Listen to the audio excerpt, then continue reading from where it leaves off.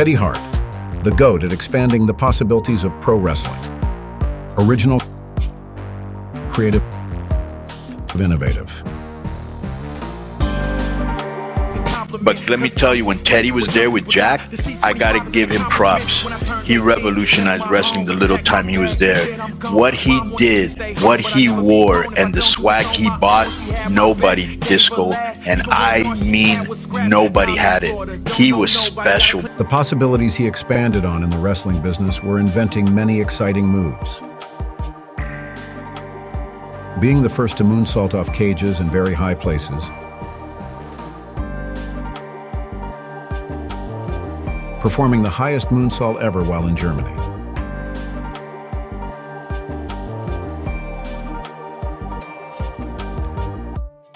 Bringing Persian cats to the rings.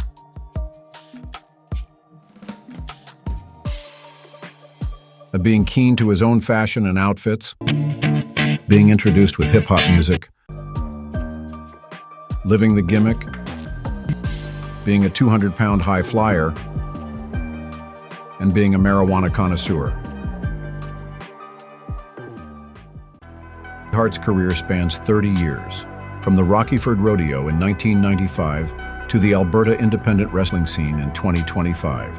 In between this, Teddy Hart has wrestled many of today's television stars. Jersey All-Pro, Major League Wrestling, Wrestling Society X, TNA, and AAA are the promotions he had the most success in, while he also had 2 developmental contracts with WWE.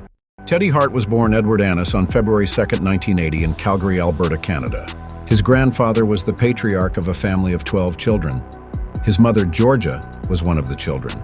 Teddy was the firstborn grandson of Stu Hart. Teddy grew up playing ice hockey, badminton, and boxing. He grew up living in his father's gym, BJ's Gym. His father was a firefighter, pilot, merchant marine, and businessman. He wrestled for all of 1986. His mother is one of the kindest people you would meet.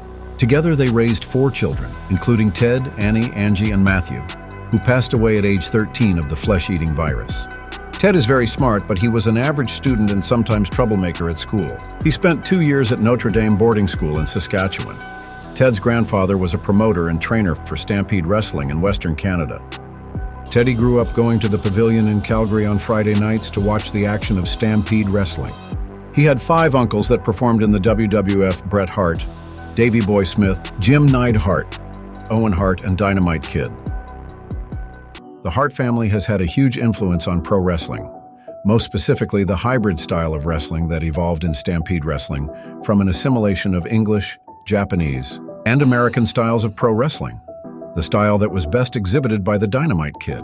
He performed all his wrestling maneuvers with a quick execution and a snug and snappy delivery. This style became the norm later in the wrestling industry. The Hart family also had a huge influence through all the men that Stu Hart trained that started in Calgary to go on to become huge stars.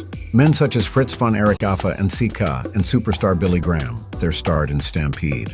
Men who lead the Samoan dynasty, won the WWF Championship, and raised the Von Erich family in Texas. And of course, Ted's 5 uncles influenced him and a lot of other wrestlers, of all of them, specifically Bret Hart, the first wrestler in the Vince McMahon Jr. era of WWF to become world champion as a technical wrestler with an average size. He inspired other young men they also could be wrestlers despite not being huge men. Bret and the entire Hart Foundation also had influence on Canadians who were full of pride and patriotism when they were on top of the wrestling world. Teddy Hart was trained by himself and his brother, cousin, and best friend T.J. Wilson first, then in the dungeon with Ross and Bruce Hart. He also trained at Bret Hart's home with Leo Burke. He trained with Tyson Kidd, Davey Boy Smith Jr., and Jack Evans in the upstairs of BJ's Gym. His debut in the wrestling world was at the Rockford Rodeo in the summer of 1995 when he was 15. He tag-teamed with his brother against a super young Davey Boy Jr. and Tyson Kidd. He also wrestled around 40 matches underage in bars around Western Canada at age 16. Teddy Hart faced many personal and professional obstacles. He has faced an almost unsurmountable amount of pressure and expectations to lead the 3rd generation of the Hart family. For all of his career, he has lived in the shadows of Bret Hart, knowing he had the potential to be greater than him. Professionally, he faced many obstacles. First, he was very small when he was recruited to the WWF at age 18, when he became the youngest wrestler ever signed by WWF. He was nearly blackballed from business after the ROH incident. When he made it to FCW, the WWE turned on him, releasing him 2 weeks before debuting on television because they didn't want a Hart member. Due to a book Bret Hart wrote and his mentor Chris Benoit's double murder followed by suicide, Teddy also faced the death of his brother when he was 16. This death was an obstacle to Teddy's mental health for a few years and lead him to a dark place for a few years. Later, starting in 2014, a slew of legal issues slowed down his career. This made promotions reconsider booking him. His case brought on by his wife and girlfriend in Canada was dropped, and he was put on probation in Texas for a couple charges. Even though he was on probation and couldn't smoke marijuana or had testosterone, he excelled on MLW television. Then for 2 years became the king of the indies by being the best wrestler on the independent circuit. Teddy Hart is a complete pro wrestler. He was able to wrestle in many styles. Whether it was an aerial, power, or submission maneuver, he could execute them perfectly.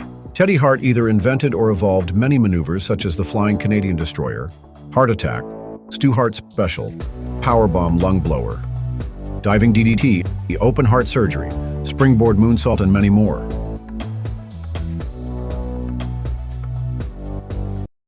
Teddy Hart is the greatest high flyer of all time. He has performed the most moonsaults from the ring to the floor ever.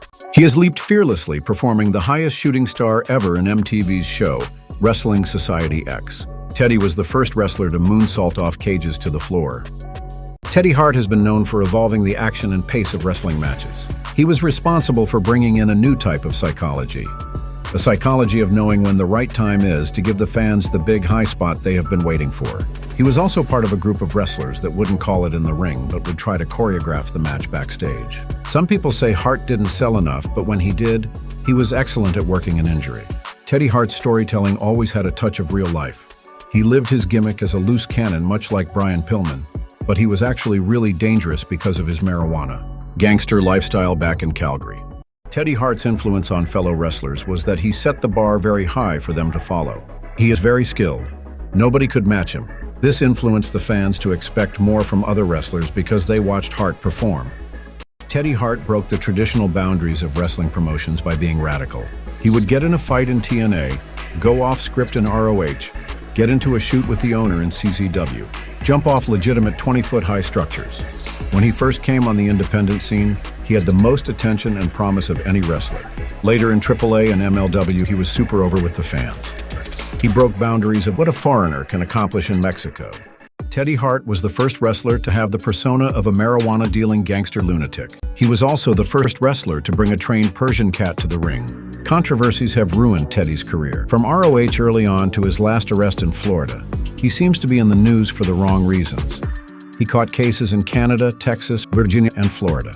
His greatest controversy, however, was when WWE released on the Peacock streaming network a 3-part documentary that showed Teddy in a horrible, falsely edited way.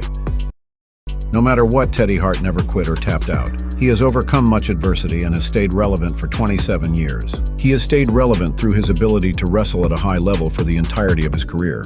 His ability to be friends with the fans. His ability to tweak his gimmick, such as bringing a cat to the ring. He overcame many difficulties like getting released from WWE, having Matt Ratz not get a television deal, not going to WWE in 2010 after 2 years of being one of the best in the world in Mexico, getting divorced, going to jail, and starting all over in Canada.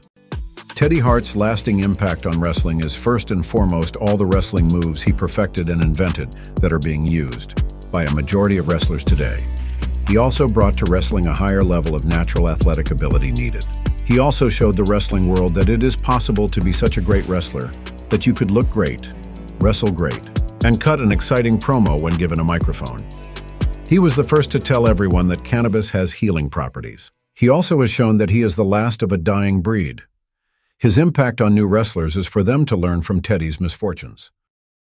Teddy Hart has won many titles, such as championships from RCW, Stampede, Jersey All-Pro, and Major League Wrestling. He can be recognized in Mexico as a big TV star. From his days in AAA, he also was recognized as the King of the Indies in 2018 to 2019. In 2004, he won the Natural Championship Trophy at the Ballpark Brawl, which was presented by Bret Hart. As of now, Teddy Hart is back in Canada and has legal issues he needs to clean up back in the United States before he can return. Between the years 2020 to 2024, he had few matches. As of March 2025, he has had tons of matches with Real Canadian Wrestling RCW. He has been training 4 days a week. He always feels he can be ready in 6 months aesthetically if the WWE needs him for a storyline. His ongoing contributions to wrestling are the style and attitude he passed on to other wrestlers to be radical, such as when he was a gringo heel in Mexico without a mask and lived to tell about it. Teddy Hart had many achievements. Teddy started to wrestle at 15. Teddy was recruited to WWF at 18. At 21, he had Eric Bischoff come to Calgary and almost got a television deal for his promotion. Other achievements are running a wrestling school, dominating in the indies, being on WWE TV once, being on TV for MLW, TNA, AAA, and WSX, going to FCW, winning all the Jersey All-Pro titles, holding both the MLW World Middleweight and Tag Team title at the same time. His contributions are radical, not sticking to the concept of less is more. Choreographing matches, invention of maneuvers, extreme high spots, being pro-marijuana, being famous from fans making hundreds of videos on YouTube. Teddy Hart, unless he makes one amazing comeback, has tarnished his legacy due to bad publicity in the media and on social media. The streaming show Dangerous Breed Crime Cons Cats didn't help others' opinion of him. It is very much a tragedy. Bret Hart said he was the greatest wrestler to never make it. He was referring to stardom in the WWE. However, as this film presents, Teddy Hart is the GOAT at expanding the possibilities of pro wrestling. This film proves that Teddy Hart expanded the possibilities of pro wrestling. Hart could have been the biggest wrestling star of his generation based on his lineage, charisma, looks, talent, and performance.